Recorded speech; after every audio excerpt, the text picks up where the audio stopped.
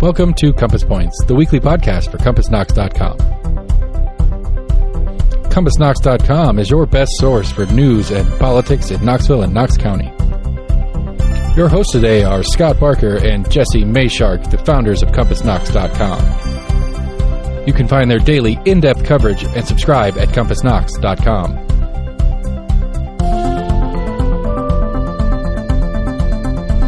The Compass Point podcast is brought to you in conjunction with Almost an Agreement. Almost an Agreement is a layman's attempt to get a handle on the workings in government and politics that we deal with every day. Check them out at almostanagreement.com or subscribe for free on your favorite podcast provider. If you'd like to learn more about the topics discussed on today's podcast, go to CompassKnox.com and subscribe for in-depth coverage and much more.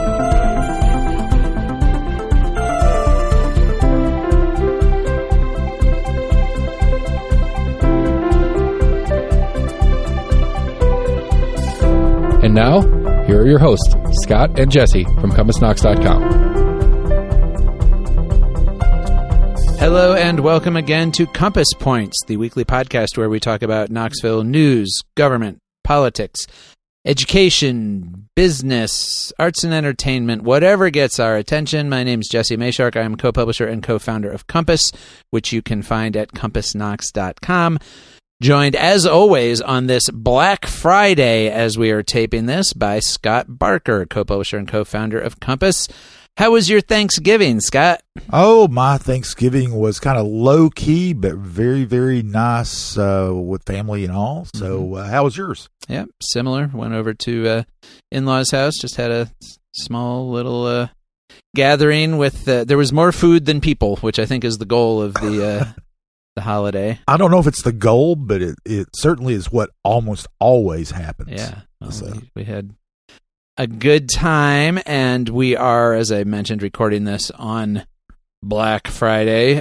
Scott, do we have any Black Friday specials to offer to Compass subscribers? Oh, boy. None that we've planned, although, you know, anything we want to make up. If you subscribe this week, Scott will call you on your birthday and sing happy birthday. How about that?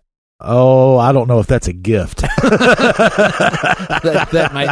might not break down the doors. Anyone who has ever heard me sing knows that is of dubious value. Well, maybe we could flip it around. If you are listening to this, but you're not a subscriber, if you don't subscribe, Scott will call and sing into your voicemail. How about that? I don't want to sing, period, but whatever it takes to make our subscribers happy, I guess. I just feel like this is the time of year we need to be out there. We need to be hustling. We need to be marketing. I guess that's kind of what we're doing. All right. Well, we do have things to talk about this week, despite the holiday truncation of it. The University of Tennessee is making an interesting shift away from the D word. What is the D word? We'll talk about that. Our local chapter of Moms for Liberty is making itself heard. They have identified a handful of books that they have brought to the attention of the local school board, which they say are just the tip of the iceberg of objectionable materials in school libraries. Talk about that. City of Knoxville and the latest chapter of what has been a pretty long-running effort to diversify its ranks of vendors and contractors, trying to increase the number of those contracts that go to racial minorities, women-owned businesses, etc. We'll talk about that. And we will start it all off with, I guess, kind of the biggest legitimate news item of the week as far as local government goes, which was County Commission's approval of a new ambulance contract this past Monday. We have talked about this before. The contract is with American Medical Response, AMR, which is the largest private ambulance company in the country. I think probably in the world, because they're actually owned by a larger company called Global Medical Response. They do have some international operations as well. And Scott, I'm sure you remember there had been a lot of questions about this contract, and why was that? Well, one of the big things is the response times. Mm-hmm. The new contract actually increases the allowable response time in areas outside of the city of Knoxville. And a lot of commissioners did not like that whatsoever. They like everyone who needs an ambulance wants it 5 minutes ago. They don't want it 20 minutes from now. And right. And that's one of the biggest sticking points there.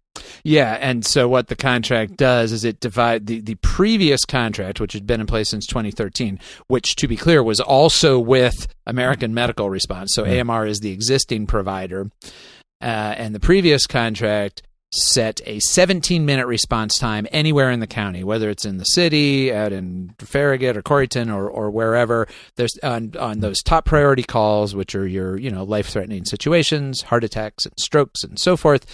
Under the old contract, they were supposed to 90% of the time get there within 17 minutes. Now, AMR has struggled mightily to hit that response time in recent years for reasons we've talked about. They've struggled with having enough staff, which is a nationwide industry problem for emergency medical response. And also they've struggled with very long wait times at hospital emergency rooms to discharge patients, also something that people are seeing across the country, having to do with shortage of staff in the hospitals a lot of times. In some of those cases, the hospitals actually have open beds that people could go into. They just don't have the nursing staff or other staff to accommodate them. So those are the factors that they've been dealing with.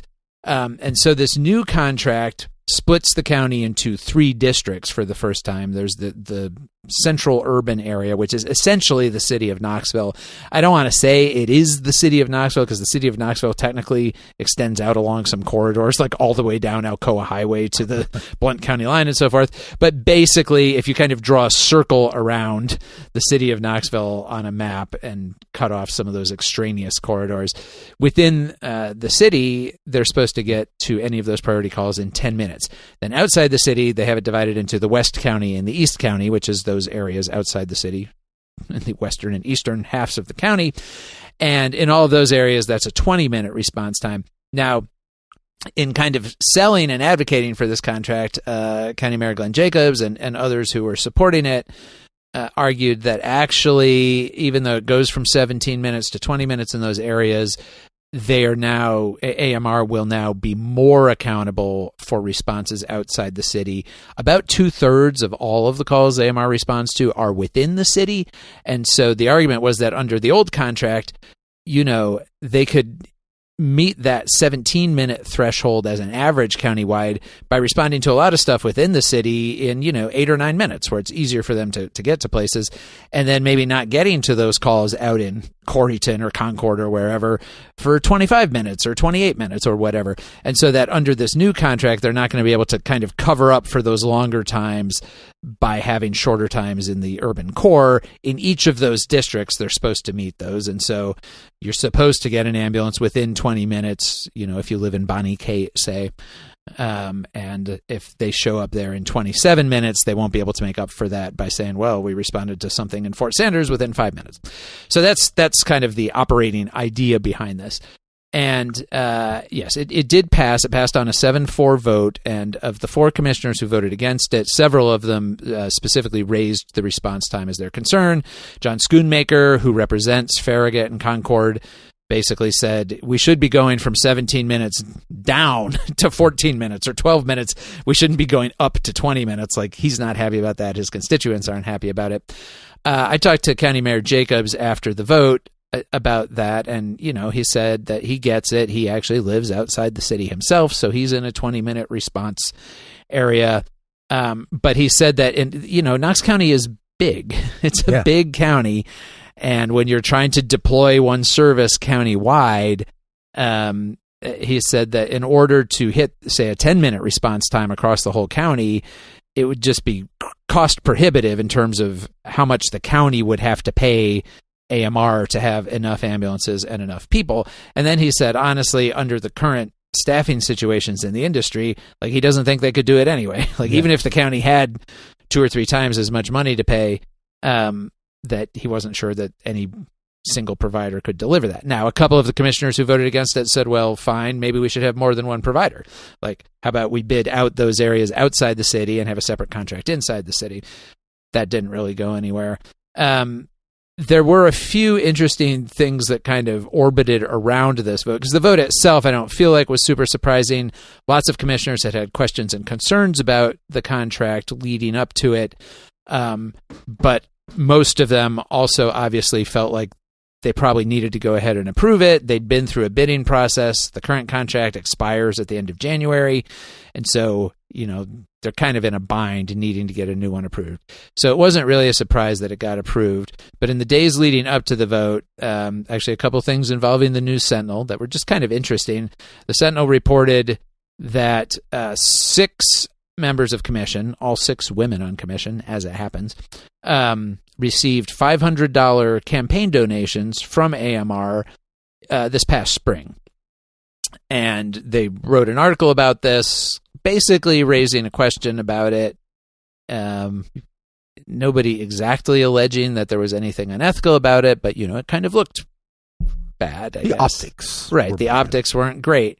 And to be clear, and this is something that comes up periodically, campaign donations are not considered ethical violations under either county or state or federal guidance for the most part. I mean, there's a lot of rules about how you can use campaign donations, but the mere fact that some person or entity or organization gives you as an elected official a donation that is, legal and is under the limits that are set, like there are actual limits on these things, that is not considered a conflict. So if you get a donation from AMR and then you vote on an ambulance contract that goes to AMR, that's not considered a contract. That is considered how our system works. Yeah, it's it is definitely how it works. It works that way in a lot of the most active individual donors in Knoxville and Knox County are developers, and they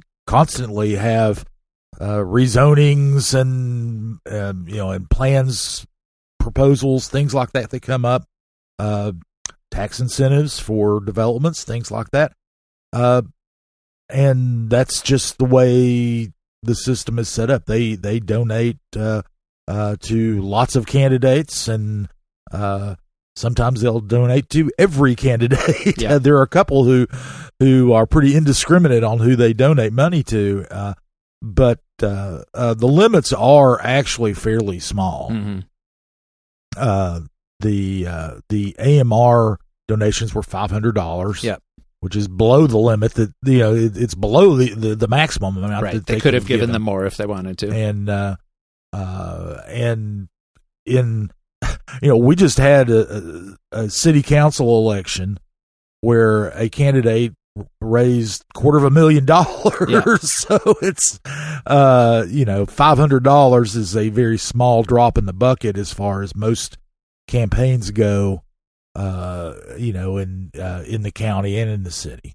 And that's what some of these commissioners said. Daisha Lundy, who was one of the commissioners who did receive that contribution, I think felt like her honor had been besmirched a little bit by the News Sentinel article and the way it was written. And, she just said that none of us are up here to, get payoffs, and it's not why any of us ran for office. We accept campaign donations because, if you're going to run for office, the first thing anybody tells you is you need to raise money. So that is it's literally built into how we have set up our system. Now, you can raise all sorts of objections to the way we've set up our system.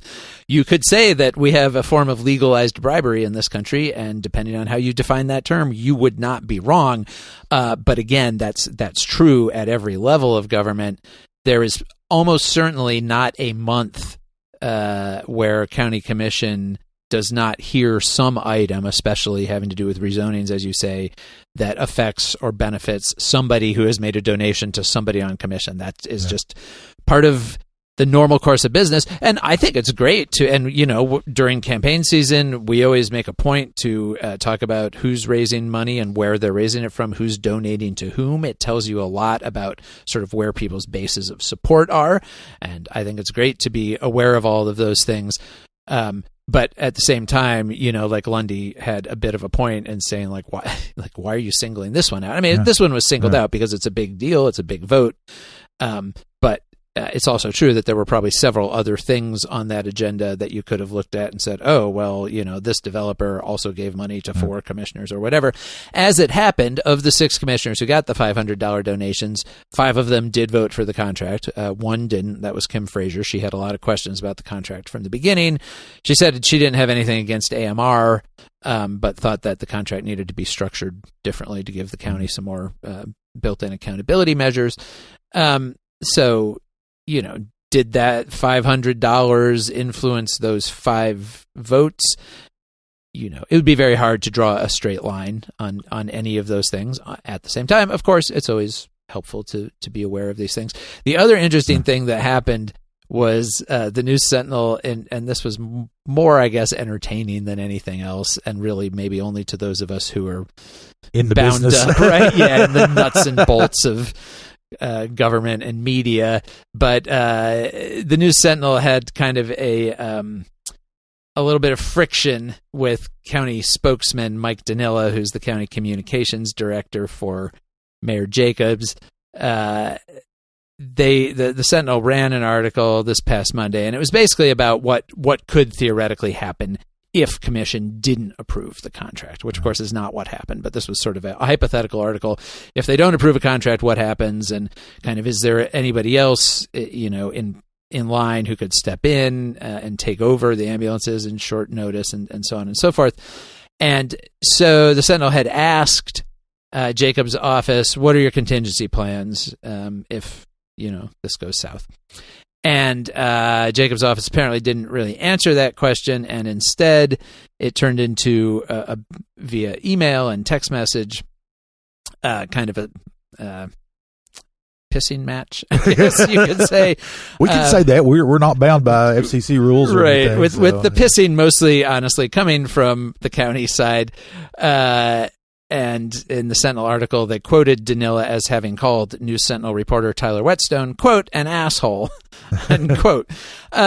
So, I mean, we know all of these people. You and I both have known Mike Danila for many years, going back to when he was a reporter. You worked with him at the News Sentinel. Mm-hmm. I used to be, the city communications director on the receiving end of Danila's questions when he was a reporter. So we know Mike pretty well, and we know Tyler well. And, we've done some reporting alongside Tyler, and Tyler does a lot of good work at the News Sentinel.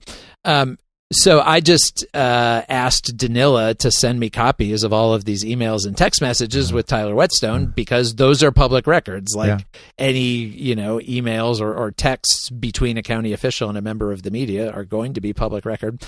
And he sent them to me, and he also gave me a little bit of context, and he basically said that whole exchange happened because the Sentinel had been working on a story, and they'd been asking questions for weeks, and the county had been providing them information, and according to Mike anyway, going out of their way, bending over backward to get them background on the previous contract, helping connect them with people who used to work for the county who don't even work there anymore, so they could understand that background and so forth. And then after all that, at 6:19 p.m. on Friday, Danila got another email from Tyler Whetstone with some questions. I have a copy of that email, and it was asking about what are your contingency plans, and oh, by the way, I need an answer by noon on Saturday. And Mike was maybe not in a great mood, and more or less told Tyler that he was being unprofessional to ask for something that late in the day, that late in the week, with a Saturday noon deadline. And I will say, as a former communications director myself, had I received that kind of missive after 6 p.m. on a Friday with a noon Saturday deadline, I would not necessarily have been thrilled about it either from a timing standpoint. But the other interesting thing that came out of it was that Danila sent me a copy of this text message he had sent to Whetstone, which made several points and then ended by saying, grow up and quit being an asshole. Yeah.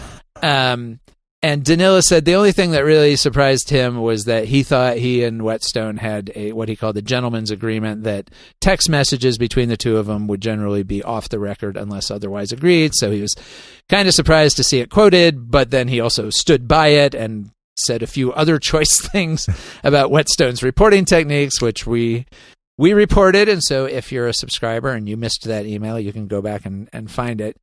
If you're not a subscriber, we'll just tell you that there was an insult about skinny jeans in there, among other things. Yeah.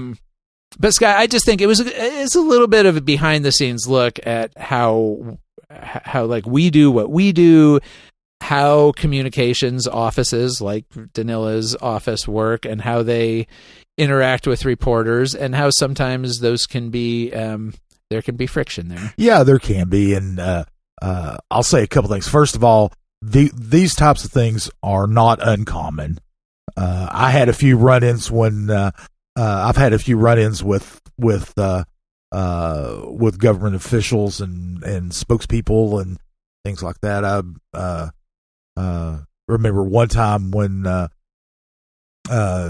having to raise my voice in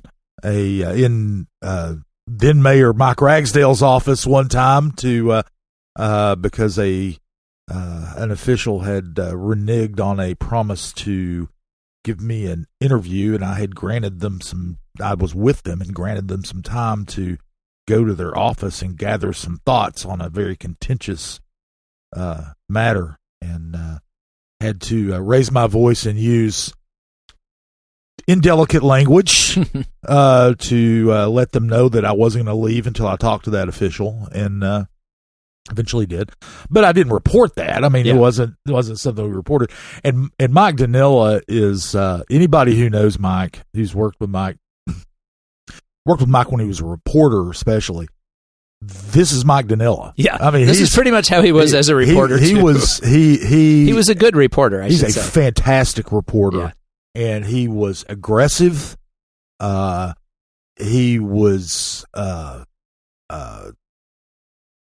would call bullshit on people when he thought that that's what they were giving him.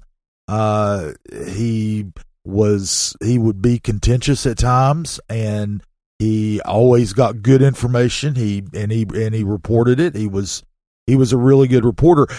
Anybody who knows Mike would not be shocked that he would call another reporter an asshole. Yes, he called other reporters assholes when he was working with them.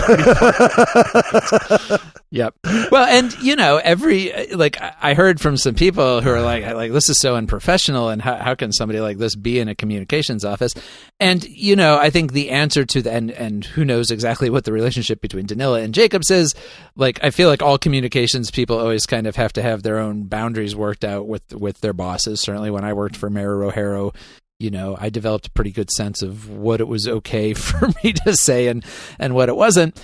And we are also in an era here, sort of in the post-Trump, or we're not actually post-Trump. Let's just call it the ongoing Trump era in a lot of ways, at least as far as political rhetoric goes, where we've seen some of those really abrasive tactics being used by public communications people. I'm thinking most specifically of Florida Governor Ron DeSantis' communications people, who are famously abusive toward the media.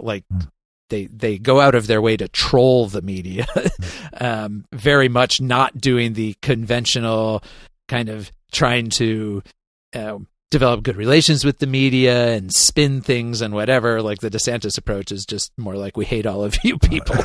And I don't think that's what Danila is doing here. In fact, my own experiences with the county have been pretty positive in terms of being able to get access to information. And it does sound like in this case they had provided a lot of information already, and he was mostly mad about getting asked for something after 6 p.m. on a Friday. And so I think that's mostly what it was. But it was just an interesting, I don't think it had any bearing whatsoever on the outcome of the vote or anything else.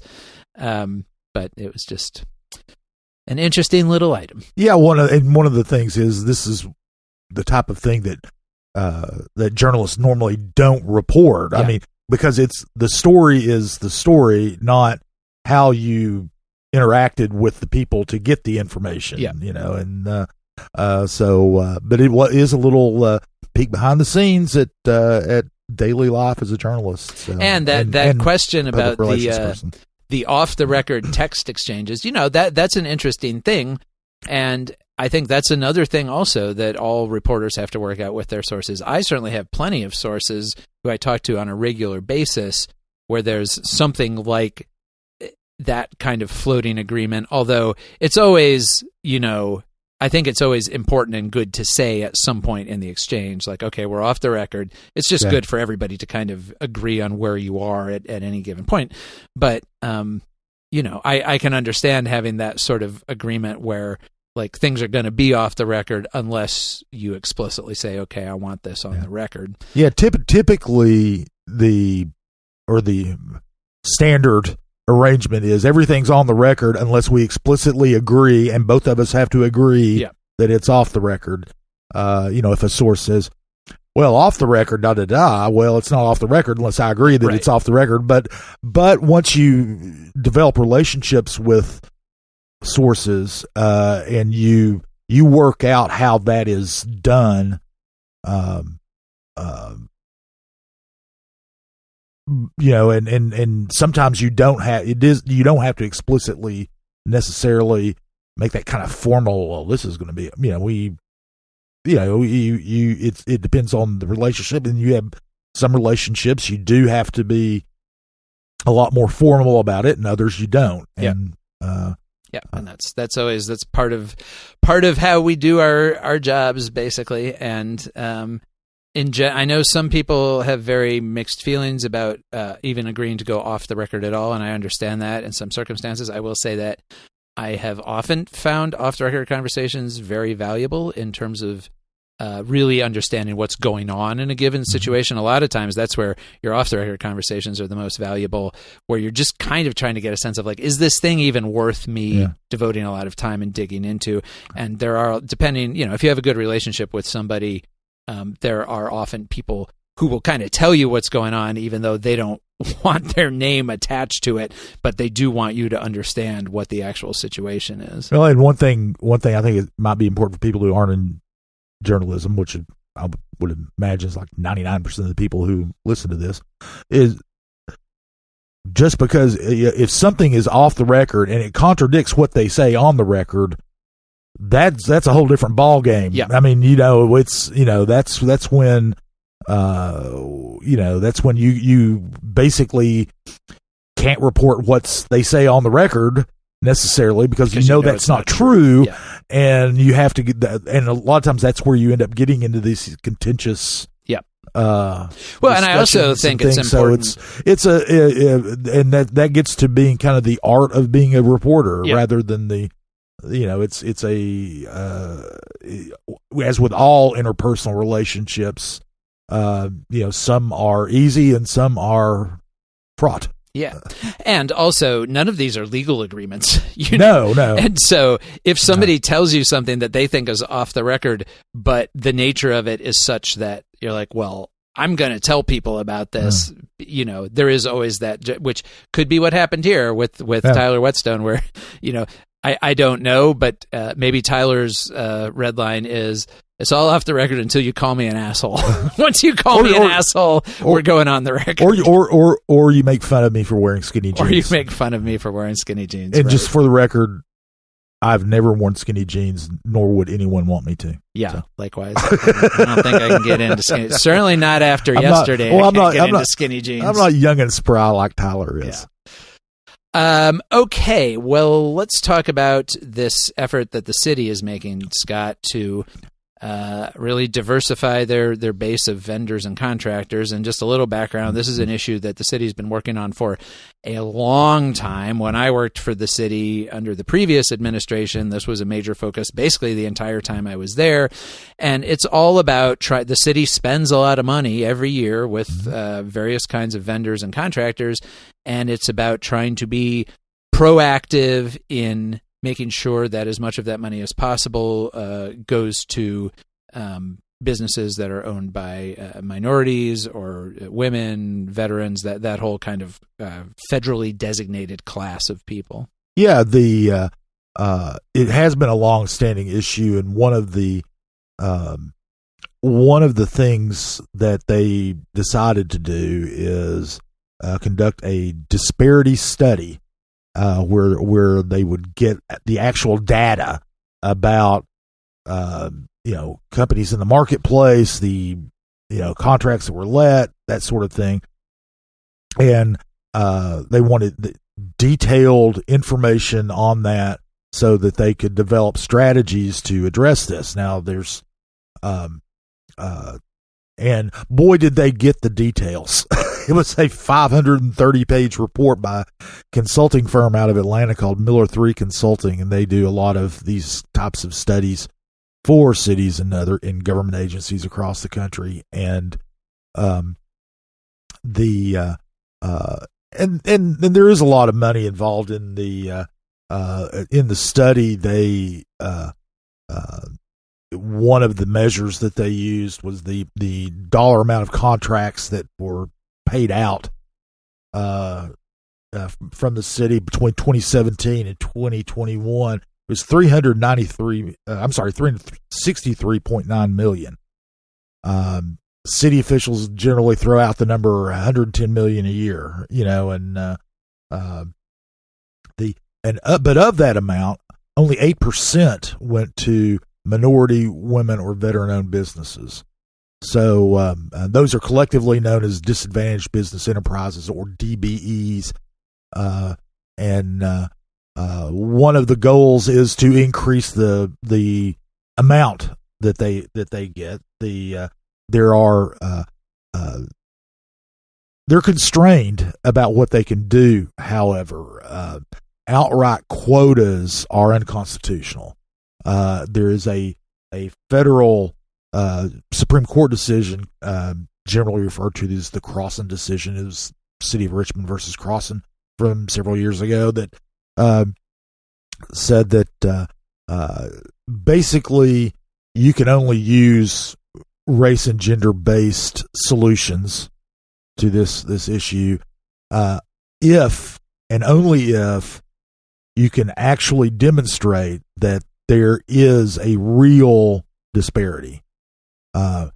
It's not enough that it's a general disparity. It's not enough that there might be a general history of racism. None of that matters. It's got to be specific. You've got to be able to identify it. One of the things that this consulting firm did is it did go in and it looked at the firms that are all of the firms, both those that fall in the DBE category and those that don't, in a variety, all the sectors the city awards contracts in, and they looked at the number of firms that are in the marketplace, the number of firms that are actually ready, willing, and able, which is a actual technical term, to do this work, and that are in the marketplaces that the city operates in, and then the amount of contracts they let out, and see if the number of firms and the number of contracts, if there's a huge gap there. And they identified quite a few. Women-owned businesses, for example, are across the board underrepresented in city contracts. Minority, especially African American owned businesses, are underrepresented in most of the categories. So the city has taken that study and developed a kind of a framework. We call it a plan. They call it a plan. It's more of a framework at this point because there's still a lot of details that have to be sorted out. There are some things that have to go to city council to do, but they're going to. It's a 2-year implementation plan, so it's not anything that's going to happen immediately. because a lot of this is like turning around an aircraft carrier. There are a lot of policies and procedures that have to be changed. They're going to have to hire a new person to come into the purchasing office to help monitor and coordinate this program. They're going to have to get new software to help track contracts specifically for these DBE firms, because the current one, they have to get a spreadsheet and then go through by hand and kind of figure out what's going on, and also it's real cumbersome. But anyway, the first year of this is going to be kind of setting the groundwork. The consultants, Miller 3, found that communication is kind of an issue. Communication not only with the vendors, their potential vendors that are out there, but also internal communications. One of the expectations of what needs to happen. So, but they're going to. They've got plans to do a lot more outreach. We're going to work with the chamber, the United or the Urban League, and reach out to other organizations like Centro Hispano to reach to really identify companies that are kind of off the radar, maybe, who haven't been active getting city contracts, to try to increase that pool of ready, willing, and able firms. And then in the second year, they're going to really start implementing things, and that would be having one thing that a lot of businesses said would be very helpful was the a kind of a mentorship protege program where established contractors who already work with the city have take smaller contractors under their wing and kind of help them navigate the bureaucracy, because it's there is red tape. Even it's not as bad in the federal as it is in the federal government. There's a lot of red tape in the in getting work with the city, and they're going to be doing a couple of other things that could end up being kind of these race and gender specific actions that, again, can only be taken. They have to be very narrowly tailored to be constitutional. One of them is to focus less on low bids and more on the best value, which is can take other things into consideration. They already do this in the request for proposal process, where it's not necessarily low bid is the winner. It's take other things into account. They have to do low bids on construction contracts, but other contracts, and there are plenty of other contracts, can be done on a best value basis, kind of a holistic evaluation. Yeah, more of a holistic thing, and they also talked about debundling some contracts. Penny Owens, who's the purchasing agent for the city, gave an example of if they'd have a kind of a smaller renovation project at a rec center, instead of just hiring one firm to do everything, they can hire one firm to be in charge of things, and then they have to hire subcontractors, and so there will be multiple contracts instead of one contract, and or they can hire they would hire a plumbing contractor separately from the overall renovation contractor and things like that. Try to break out these contracts. While it's not a city project per se, because the Sports Authority is doing it, the multi-use stadium has done some debundling of some of those contracts to try to increase DBE participation, and so they're talking about doing that, and also just to give preferences to small businesses in contracting. You can't give preferences to firms, directly in most instances based on race or based on gender, but you can give preferences to small businesses, and many women-owned and minority-owned businesses and veteran-owned businesses are small businesses. So it's kind of, if we limit it to that pool of small businesses, then maybe we will increase the participation of DBEs. That's a non-race and gender centric approach that is certainly constitutional. They can certainly do. So they're going to be doing all these things over the next 2 years, and in the end, they're hoping that this will be more inclusive. One thing I forgot to mention that I always thought was kind of interesting is department heads in the city, and this gets back to that internal communication. Department heads in the city have, the administration itself has the authority to go out and spend up to $12,500 on something without getting city council approval, without going through a bidding process or competitive process to get it. And they want department heads who go out and actually make these purchases to be aware of the desire to use more DBEs. For example, if the Parks and Rec department needs to get 100 basketballs, well, that's not going to be close to $12,500.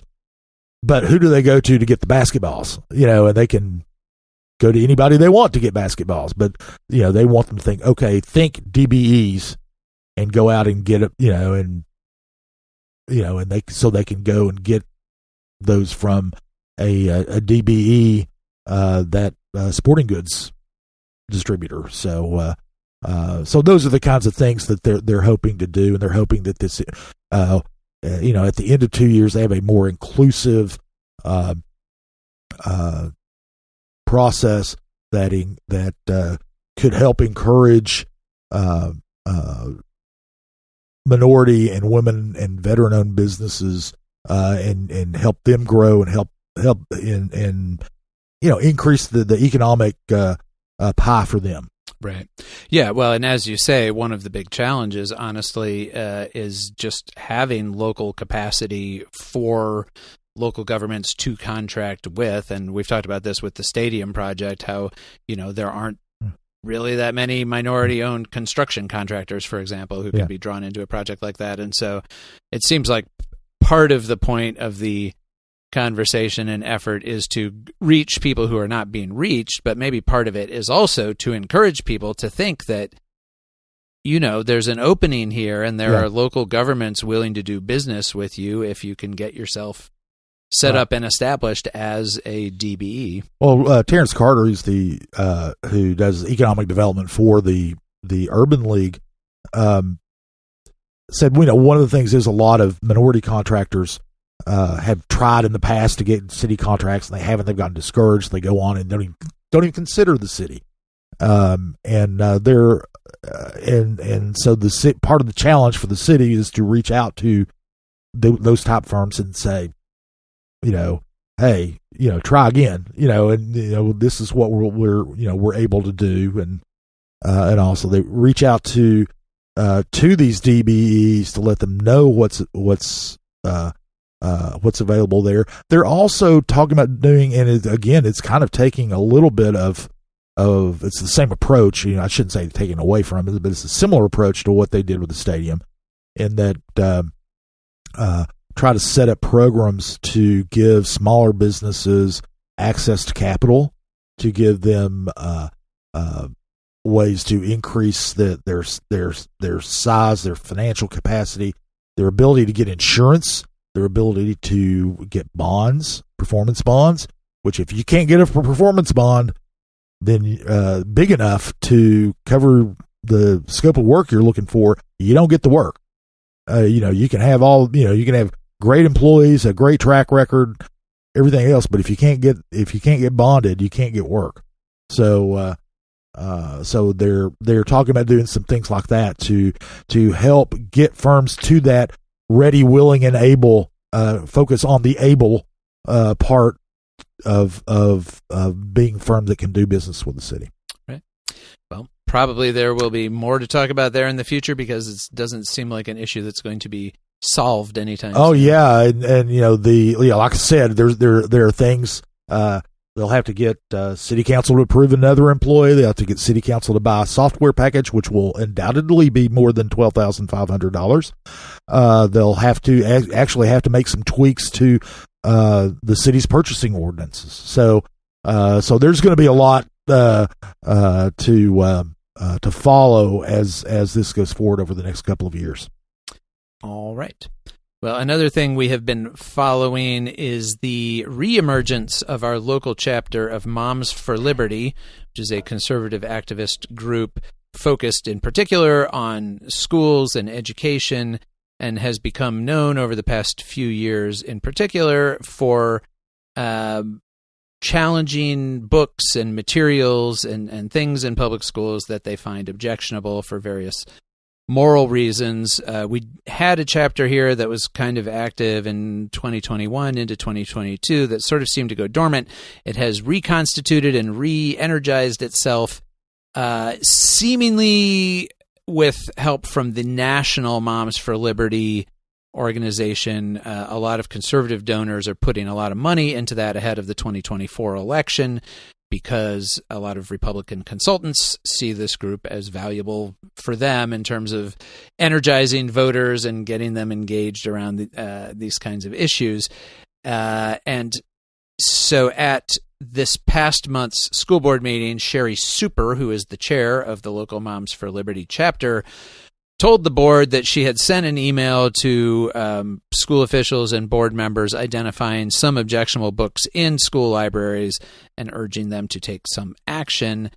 And so going back to, we were talking about how the emails between members of the media and officials are public record. Well, so are emails between local citizens and interest groups and local officials. And so I put in a records request just for this email that she said she had sent identifying some of these books, and I got a copy back. I don't know that this is the only email she sent, but the school system sent it to me as responsive to my request, basically, which it was, because I was basically just looking for the list of books. What they sent me was an email she actually sent to school board vice chair Steve Triplett, and she had evidently had a conversation with him and said, basically her email more or less said, here's the stuff I told you about. Let me know if you have any questions. And what she included was a memo that the group has put together, and it identified 3 books in particular. And to be clear, they are not saying that these are the only 3 books they have concerns about. It's more they are citing these as examples of the kinds of books that are in school libraries, which is why they think there needs to be a broader look at what's in our school libraries. But the 3 books they singled out are books that are on many, many lists of banned books and challenged books. And in a sort of circular reasoning way, they appear to have drawn these from the American Library Association's lists of banned and challenged books, which the ALA, which is a very anti-censorship group, keeps that list to let people to kind of raise alarms and say, here's the books that are being challenged, and people who are against censorship should know about this. But those lists also then become handy references for people who are like, oh, well, if these books are being challenged in, Texas or wherever, or North Carolina, maybe we should look at them here too. Yeah, so I haven't seen that. I didn't know about that book. Maybe right. Maybe it's in our library. Oh, that's very much the sense you get from this list. And they basically even say that they kind of use those lists to go through, because school library materials are posted online under state law. And so they've kind of been going through those lists and seeing if any of those so it's not that like, oh, some student brings this book home and then shows it to their parent and their parent's upset about it. This is kind of coming from the opposite direction, which is we're going to take this nationally generated list and see if we can find any of these books in our local libraries. The 3 they singled out are All Boys Aren't Blue, which is a book by George M. Johnson, and it's a memoir of growing up black and queer, essentially, and sort of his own experience of understanding who he was and kind of the experiences he went through on the way. A book called Crank by Ellen Hopkins, which is a novel, but it's somewhat based on the author's daughter's experiences as a teenage methamphetamine addict. And then the third book is The Perks of Being a Wallflower by Stephen Chbosky, which is maybe the best known of these three. That book was actually made into a movie about 10 years ago, I feel like, and it's been a best-selling young adult novel for a couple of decades now. All three of these are explicitly published and marketed as young adult books. Like, these are aimed at a teenage audience. So it's not like, oh, this is a book for adults that happens to be in the school library. These are books, written, published, marketed, reviewed, and awarded, in the case of several of these books, have won major awards and things, as material for young adults. Now, all of them have some disturbing material in them. Some of them have scenes of sexual abuse, for example, drug use, obviously, these kinds of things. And so the members of Moms for Liberty who spoke at the school board this month read excerpts from a couple of these. They flagged these books and sending this to Triplet. And and they had also mentioned, Sherry Super also spoke at that Knox for Liberty event that we covered the other week that we talked about. And Moms for Liberty and Knox for Liberty are two different organizations with some overlapping membership. So Sherry Super stood up at that meeting and talked about it. And she said at that meeting that Triplet was the only member of the school board who had been responsive, essentially, to her concerns so far, who really seemed like he was paying attention to it. And so I reached out to Triplet for response to that, and he did respond. And I'll just read his response here. He said, "When I ran for school board, I pledged to voters that I would stand with families. In recent weeks and months, I have heard the concerns of families and helped navigate the book removal process KCS has in place. Sexually explicit books like the ones we heard read at a recent board meeting have no place in our schools. I believe the Lord has placed me and the other board members in our positions for such a time as this, to protect our students and to stand for what is right and true." And so, in that comment, Triplet is very much leaning into the idea that there is kind of a religious and, let's say, explicitly Christian bent or motivation in a lot of ways behind this effort. And he's saying that he endorses that, and he does think that basically these books that they've cited don't have a place in a school library. So far, there hasn't been any action that I'm aware of in terms of a formal, part of what Moms for Liberty is saying is that they don't like the challenge and removal process that's in place, because it's very incumbent on parents right now and students to find a specific book, outline what they think is objectionable about it, and then all of that, and then each book has to go through and be reviewed, and there are various levels of review and appeals, and eventually it can be appealed to the school board. And Sherry Super's argument is that's putting too much on parents, and kind of what they seem to be saying is, look, we already have a list of objectionable books. Here it is. It's the ones that have been, it's the ones that have been challenged everywhere else. It's too much trouble for parents to go through all of these books individually and see if there's actual, because they would have to read them, see if there's actual objectionable material here. And so what they want is the school system to do that, to kind of take whatever objectionable list they're given and then go through all of the, have school employees, I guess, go through all of those books, see if they're objectionable, see if they need to be labeled or restricted or removed or whatever. They kind of want the school system to do all that.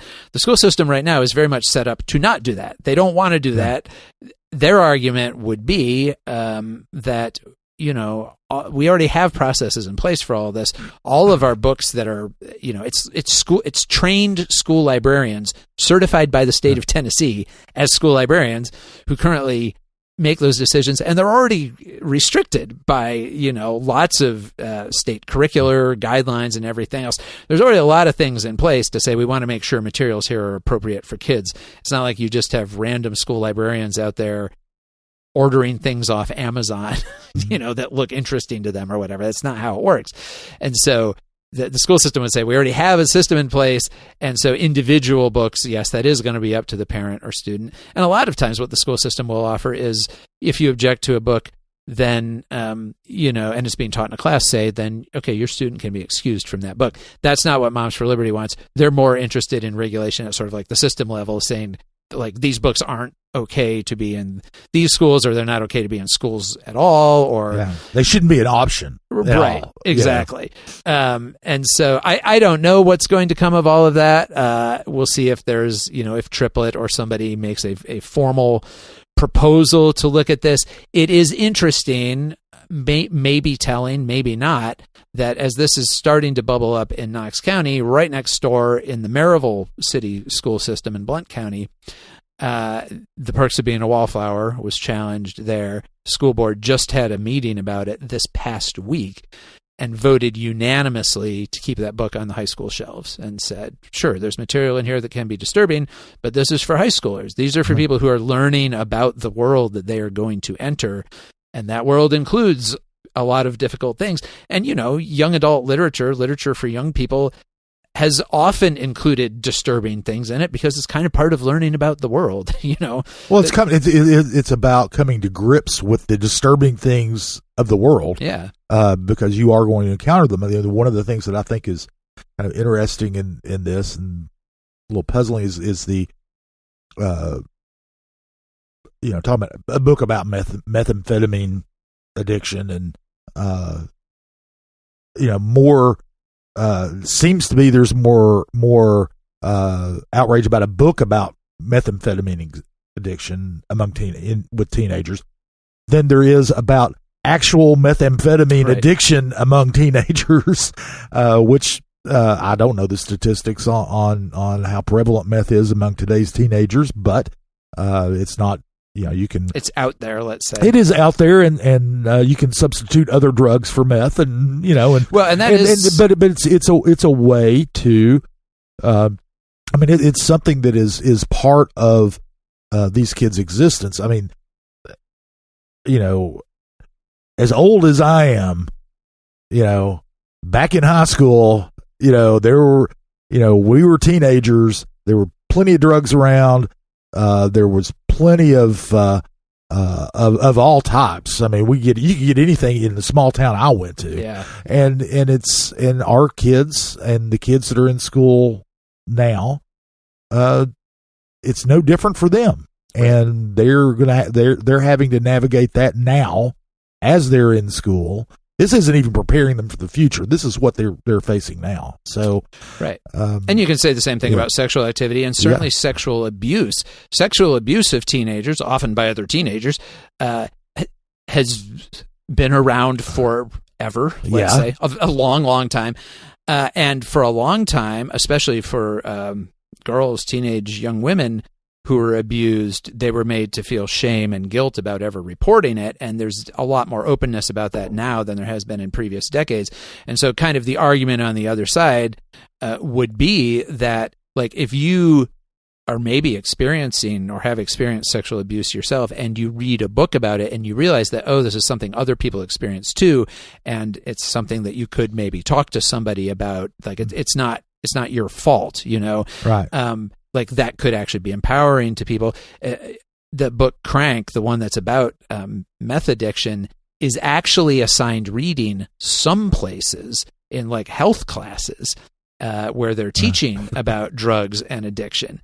In the same way that some people might remember a book called Go Ask Alice, which was very, very much in wide circulation when I was a kid, which was the purported tale, of course, that turned out to be completely made up by some actually stay-at-home, very religious mom, sort of a Moms for Liberty type, interestingly, was the one who wrote Go Ask Alice, which I don't actually remember how explicit it was, but in my memory it was pretty explicit. Lots of drugs and lots of sex in that book, which was published explicitly as sort of, to kind of scare cautionary kids. Tale. Right. Yeah. But that's how Crank, this novel that's been objected to, is being used some places because it is drawn to some degree from real life experiences. And I haven't read the book, but as I understand it, it very much does not glamorize drug use or sexual abuse or the other negative thing. And I think that's something that people sometimes can be a little confused about. That just because a book includes content does not mean that it's promoting that content. Often it is using it to illustrate actual bad things in the world. Sometimes we write about corruption in government. It does not mean we're promoting corruption in government. We do not endorse corruption. That's right. So anyway, we'll see. It seems like there's going to be more talk about this. Our local Moms for Liberty chapter is getting more active, and we'll just kind of, as I said, the Maryville School Board just kind of went through this and looked at it and said, no, we're going to go ahead and trust our librarians and keep this book here. We'll see what happens in Knox County. On a separate, but I guess broadly related note, in the sense that this is all part of, I feel like, these conversations and culture war issues around education right now, the University of Tennessee has been sort of quietly embarking on a little bit of rebranding of some programs and efforts. What's going on there? Yeah, you mentioned at the outset we'd be talking about the D word, and we're actually talking about it for the second time. The D word is diversity.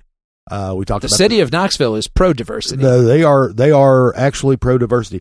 What they're doing at the University of Tennessee is interesting in that they are essentially removing the word diversity from everything that they can, from the offices and committees at the university. And this is system-wide, not just at UT Knoxville, although UT Knoxville is happening there as well. The offices, administrative offices, committees, job titles, all of those things. The word diversity is going away, and it is being replaced by the word access. So for instance, at the University of Tennessee Knoxville, they have an Office of Diversity and Inclusion. Well, it is no longer the Office of Diversity and Inclusion. It is now the Office of Access and engagement. Right? Engagement, yeah. Yes. So you're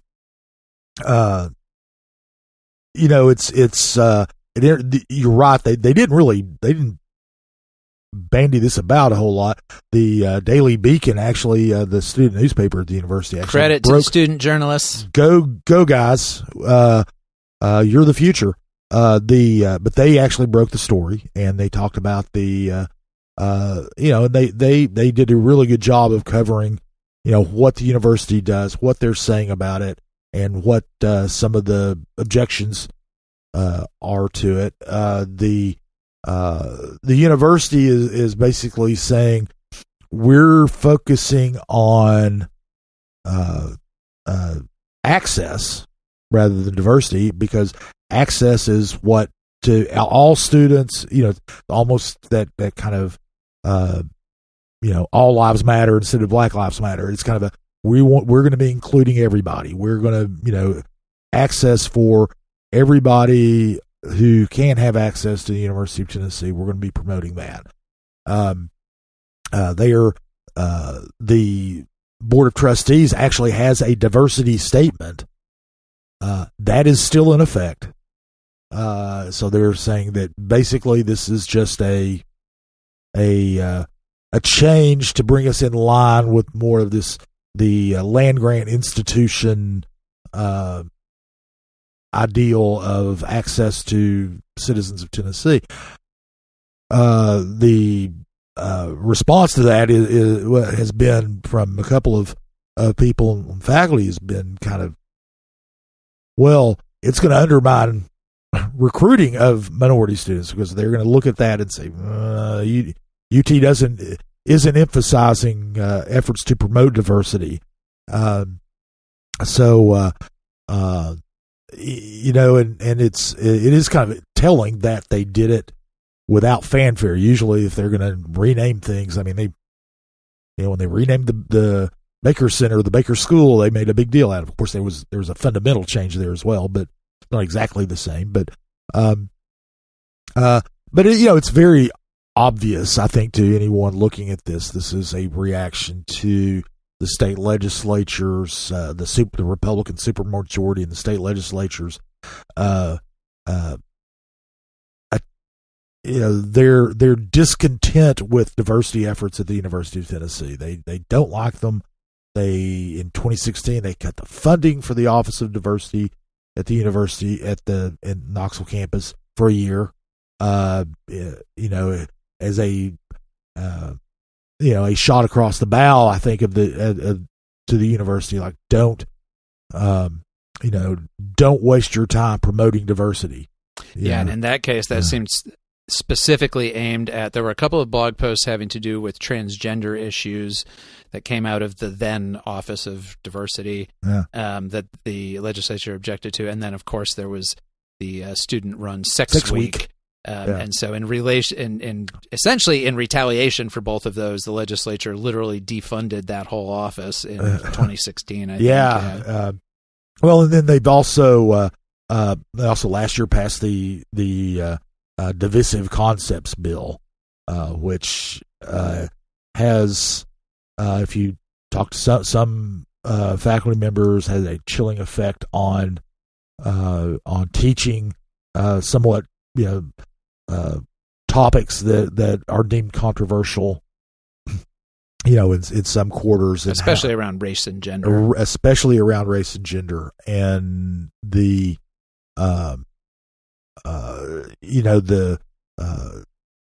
don't know. And then also we have had the recent Supreme Court decision, knocking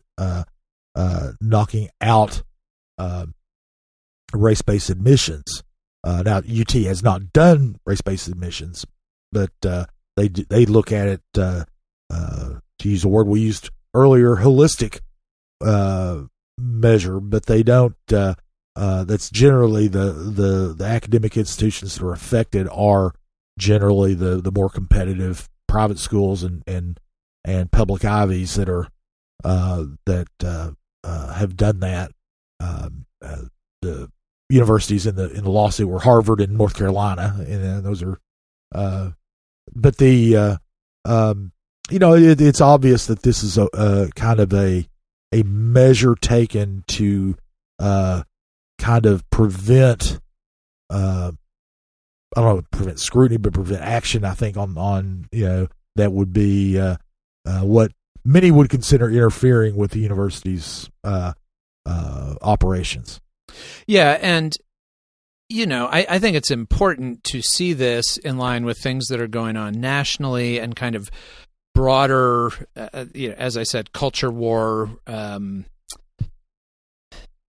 efforts, movements, especially on kind of the conservative side of the political dial. A few years ago, when we started to get these laws passed about in K-12 schools, it was what they called prohibited concepts. In higher education, they called them divisive concepts.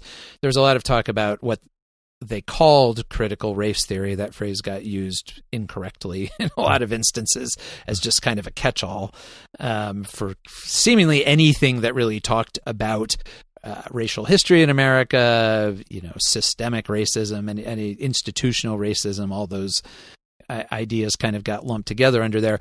But initially, people who were pushing against what they called critical race theory, said, because the allegation that people made against them was, well, you're just trying to stop people from talking about actual American history, the actual situation of racial disparities, gender disparities that still exist in our society. You're just trying to stop people from talking about that or knowing about it. And the response was, no, we're just trying to restrict these very harmful things that are being taught, which are, people being taught that all white people are guilty. And, these sort of very, I would say, cartoonish versions of some of those ideas that I have seen very few instances of anything like that actually exist. I don't think there's a K-12 or even higher education institution in Tennessee that is out there systematically teaching white people that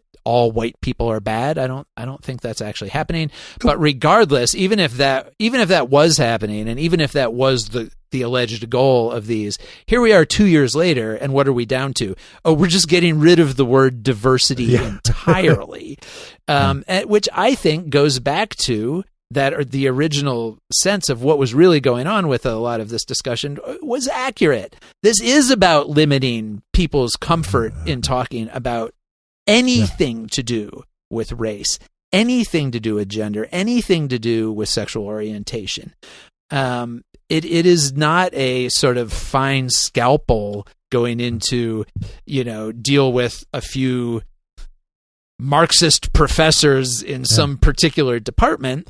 This is a very broad brush that's being used to try to intimidate people who are teachers at all levels from K through postgraduate in how they talk about any of these issues. And I think that we're like, if the goal was to create a chilling effect, and that's what a lot of people said 2 years ago, well, what would a chilling effect look like 2 years on? Would it look like the state university getting rid of the word diversity? Being afraid to actually have the word diversity in its official... That's what it looks like. That's what this is. Yeah. This is a chilling effect. Yeah. It's on purpose. Yeah. This is what it was supposed to do, and this is what it's doing. And I think one of the things that's hard about writing about these issues as a reporter is that nobody ever admits what they're doing. Yeah. You go and you say, well, it looks to me like this bill is going to have this, and this effect. And the people who are pushing it say, no. No. It's kind of like with the drag bill we talked about earlier this year. Initially it was like, no, this bill isn't making drag illegal. It's only making sexually explicit performances in front of children illegal. Okay, sure. But then what do you see on Facebook when some local organization is having a drag performance? Because I've seen this. You see people coming on Facebook saying, how can they do this? The state outlawed drag performances. Because that's the message that people got from it. Yeah. And again, I think that's on purpose. And I think the way a lot of these laws have impact is not in the actual things that they restrict, because you can't, as far as I know, we haven't even had any instances under the prohibited concepts law of somebody being formally charged or punished or whatever for violating that law. That's not how these laws work. And it's not even how they're intended to work. They work by making people uncomfortable to talk about things that are already kind of uncomfortable to talk about. And it seems to be having an effect, I guess is all I can say. You're right. Like the divisive concepts law, basically, I mean, when you read the print,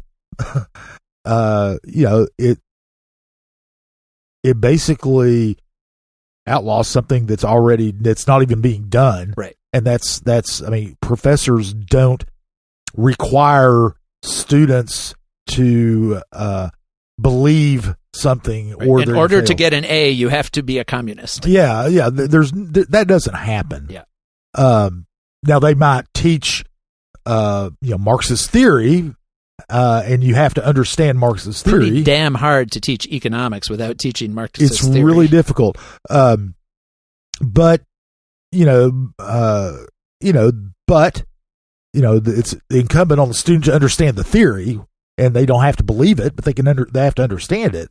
And that's where kind of the nuance, I think, that a lot of these things, they hit it with a club where they are actually nuanced. There should be nuanced discussions about systemic racism, where past injustices, and we can go back to our previous discussion about businesses. Why is it that we only have a couple of engineering firms that are African American owned in the city of Knoxville? We're a pretty big city.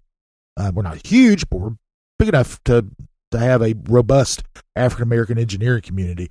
The and construction firms.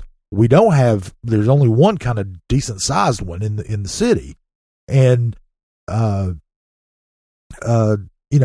is that? Well, there are plenty of past injustices that had set up systems to prevent African American businesses from getting jobs with from white people. Yep. And and to talk about, or even getting the training. Yep. And so talking about how that happened and how that now has an impact on today is a conversation that can happen, that should happen, and doesn't mean that all white businesses or all the the white people in city government or county government are evil, it means that this is one of the things that happen, and is there a way to remedy that? Right. And it's and these are conversations that adults can have. One of the things about the especially on the higher education level that these have is it infantilizes the students. I mean, these are adults. Yep. These people are 18 years old, or more, almost all of them. There are a handful who are 17 who are at University of Tennessee. These are adults. They can vote. They can fight in the military. They all those things that you say. These are adults, and to not allow them to learn something because they're too delicate to learn about it is insulting. Yeah. Well, and what it really suggests is that it's not even necessarily about the students themselves. It's that the people making the decisions don't like these conversations and don't want these things talked about. Yeah. And that's what it comes down to. Yeah. And that's what we're dealing with. All right. Well, I guess we can go ahead and look toward this coming week. There are a couple of things going on. First of all, Monday at 5 p.m. in the main assembly room of the City County building is going to be the meeting of the Growth Policy Coordinating Committee, which we talked about last month, which basically, I've lost track of what month we're in. we talked about it at some point, October or November. I don't know. I think it was earlier this month, but hey, it might have been October. Anyway, the Growth Policy Coordinating Committee is meeting to update they have a proposal to update the county's growth policy plan, which only affects areas outside the city of Knoxville, and in particular is going to designate some areas that are currently kind of protected as rural areas for future growth and development. And some people have raised concerns about this in terms of, its likelihood of eroding our existing supply of agricultural land and what impact it's going to have on local farmers and so forth. So that meeting is Monday. That committee has to meet 2 times now. So they're going to meet this Monday, and I'm not sure when. I don't think they've set the second meeting yet. The second meeting would be where they would actually vote on these changes. So people who are interested in that or concerned about it do have some time to weigh in on that, and you can find information about all of that at the Advance Knox page at advanceknox.org, in addition to our coverage of it. And then, Scott, on Tuesday, City Council is meeting. We have City Council on Tuesday. It's going to be jam-packed with stuff. One of the things that's going to take up a lot of time is going to be what we talked about before, Young Williams Animal Center taking over the animal control efforts. As with many things, it's more complicated in the city than it is in the county. There will be a vote on just handing over animal control issues to the to Young Williams. Contracts same. They're paying the same amount that the county is, north of $600,000, south of $700,000 a year. The city's also going to be leasing equipment and leasing space to Young Williams for the exorbitant cost of $1 a year for each of those. They're separating the equipment and the space. They have space over near Caswell Park, where they have animal control functions over there, and that will be, Young Williams will be leasing that. But the city also has to change its animal control ordinance. So it has an animal control board. That's going to change they're still going to have a board, but one of the things they're doing is they're going to be taking away the board's responsibility for issuing permits under the animal control ordinance for things like pet shops and things like that, and giving it to Young Williams.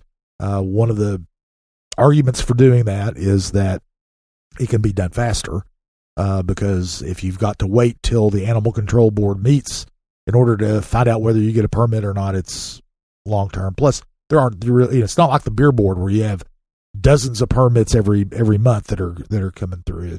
It's a lot smaller in volume. But responsibility is going to go to Young-Williams. So there are, I think, 3 different items on the agenda that involve this transfer.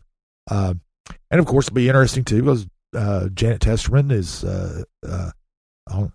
she's going out as a council member. She decided not to run for re-election, but she's also the executive director of Young-Williams, and but that's all going to be on there. Another item that's going to be on the agenda is a resolution trying to get our legislature to oppose a bill in Congress that affects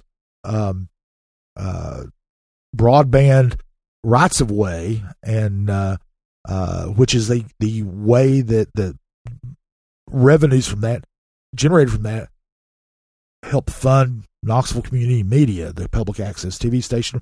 Our correspondent Eleanor Scott wrote about that on Monday. Tuesday, there's going to be a resolution asking the area's congressional delegation, which is Representative Tim Burchett and 2 senators, to oppose this bill. It is being put forward by Amelia Parker, who is on the board of Knoxville Community Media. But this is Knoxville's public access station. They do. They can produce any kind of program you want. You can go to them, and if you want to put on your own talk show, you can go do it. You can even sign out, sort of like check out cameras. Yeah. there, and they'll train you how to use them. I mean, yeah. We think of KCM, which I still think of as CTV. This is the former CTV. We're talking about community television, but it's now Knoxville Community Media. And we think about them mostly for their coverage of public meetings, because I rely on them tremendously for that. I do too. But they are actually a pretty significant community resource, and they very much encourage people who are interested in having their own show or producing their own documentaries or whatever to come down and work with them. Well, yeah, and they and the public meeting part of it is huge. I mean, that's we rely on it, but it's kind of the C-SPAN of local government. They show city council, county commission, planning commission, school board, and various other boards, the smaller boards of zoning appeals and things like that. They show these meetings in their entirety. And they archive them so you can go back and look at them, which is very valuable. You can go back and look at them. If somebody tells you that your representative said something shameful 2 months ago at a meeting, you can go back and look and see what they said. And and I do know people who aren't in media who watch various public meetings on and I about called it CTV again too, Knoxville Community Media. But this bill it does several things. It basically preempts local authority to collect fees for rights of way, to manage franchises and take in franchise fees, and do any kind of regulation of broadband. And the critics of the bill say it also doesn't really truly expand broadband access. It does make it easier for companies to use the public right of ways and cheaper to use the public right of ways to further their business, and that's the big one of the big sticking points there. I can't see that City Council would be against it. However, all those things will be talked about. All those things will take a little time. The big thing that's going to be happening is the same thing that happened 2 weeks ago. Is there's going to be a large contingent of people there about the Palestinian or the Hamas-Israeli conflict. Councilwoman Amelia Parker has a resolution that she's put forward, calling on the congressional delegation to demand an immediate ceasefire, exchange or return of hostages to Israel, but also basically the resolution accuses Israel of committing war crimes and calls on KPD not to target Palestinian American residents in Knoxville and various other things. So but it also warns against conflating anti-Israel government policy with anti-Semitism. But it's stepping into the whole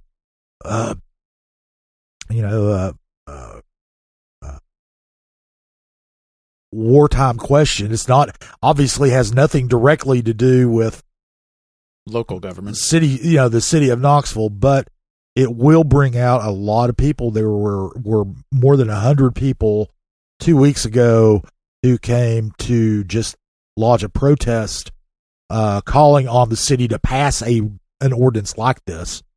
I would imagine that they will be back. I don't know that, once word gets out about this resolution being on the agenda, it might bring out a lot of pro-Israeli people who want to come out and say that, we don't think you should pass this. And also then we've got the whole thing of the events in the Middle East going, rendering part of it moot, part of it not. I mean, right. As we're speaking on Friday morning, there's a ceasefire in effect. They are exchanging. Hamas is going to return some, and actually has started returning some hostages. Israel is going to be releasing some prisoners in an exchange. But it's a 4-day ceasefire. It's supposed to, so it'll expire before the Tuesday city council meeting. Who knows if it'll hold for 4 days, because there's been a history of ceasefires established and broken in that conflict over decades. It's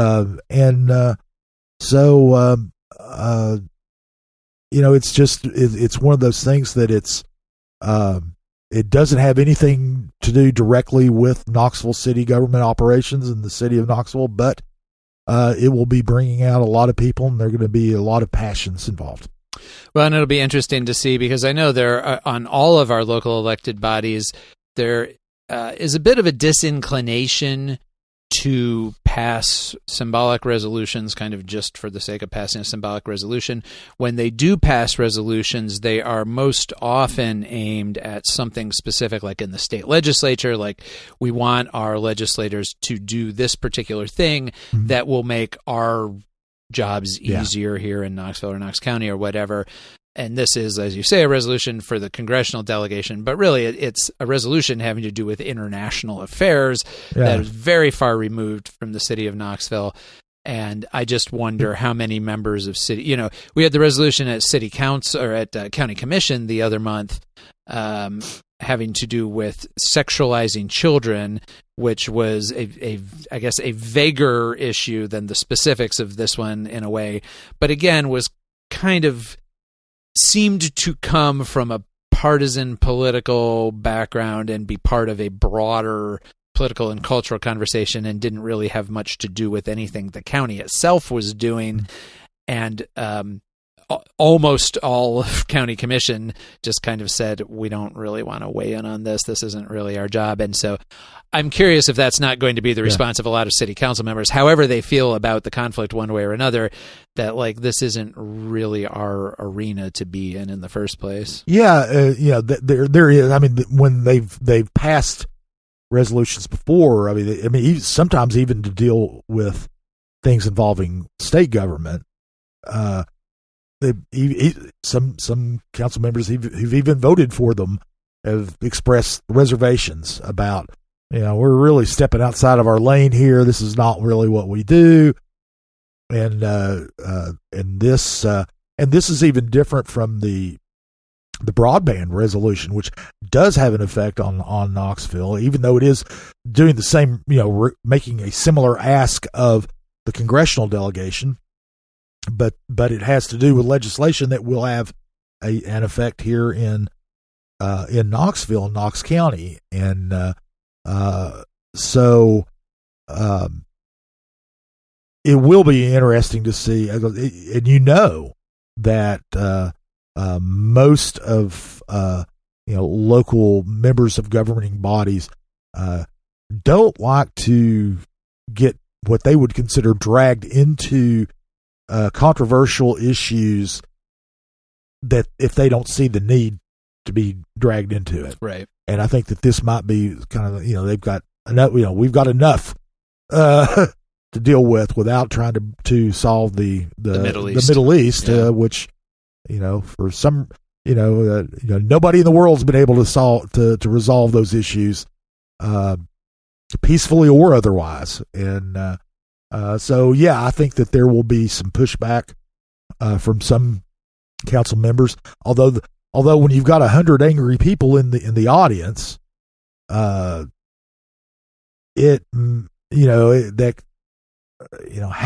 hard are they going to push back or what they're going to do? For some of them, I think it'll be a very difficult discussion. I do think one thing that's interesting though is at the moment we're looking at a city council where nobody on it has to run for re-election ever. That's true. Everybody who's on it is either stepping down this year or is going to be term limited. And it's always interesting to see what impact that has on issues like this. I mean, of course, some people in council might want to run for other things. It's I was going to say there goes away. But. Yeah, well, and you can always look at this and see, okay, there are a couple of council members who appear to have ambitions for other offices, right. And to kind of see how they respond. As opposed to some of the others who don't have aspirations to be to other offices, so or don't appear to, and don't have to face another election, and they don't have to face another election. You're right. Nobody on that dais will be on the ballot, on a city ballot. 2 years from now or 4 years from now. Anyway, for city council. Yep. All right. Well, we will be back next week to talk about all of those things and anything else. Oh, I guess we could also mention that the Christmas parade is next week. I was about to jump in and say you're forgetting the most important thing. I almost forgot Santa. Santa's going to be coming on Friday, and the annual Christmas parade. It's always a lot of fun. So that will be rambling down Gay Street Friday evening. Right. Okay. Well, we'll be back next week to talk to you about all of those things and maybe to say ho, ho, ho. Who knows? Thanks, as always, to Seth Barber for his production here at Barbarian Studios. Our theme music is by Will Wright. We'll talk to you later. Welcome to Compass Points, the weekly podcast for CompassKnox.com. CompassKnox.com is your best source for news and politics in Knoxville and Knox County. Your hosts today are Scott Barker and Jesse Mayshark, the founders of CompassKnox.com. You can find their daily in-depth coverage and subscribe at CompassKnox.com.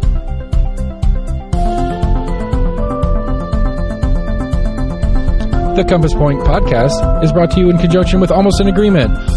Almost an Agreement is a layman's attempt to get a handle on the workings in government and politics that we deal with every day.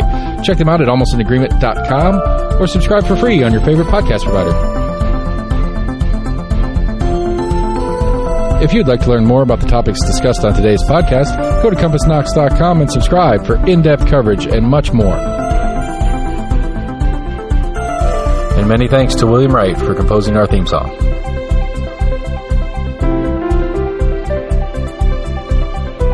Compass Points is a partnership of Barking Shark Media and Barbarian Productions, and recorded by Lord Seth A. Barber at Barbarian Studios, Knoxville, Tennessee.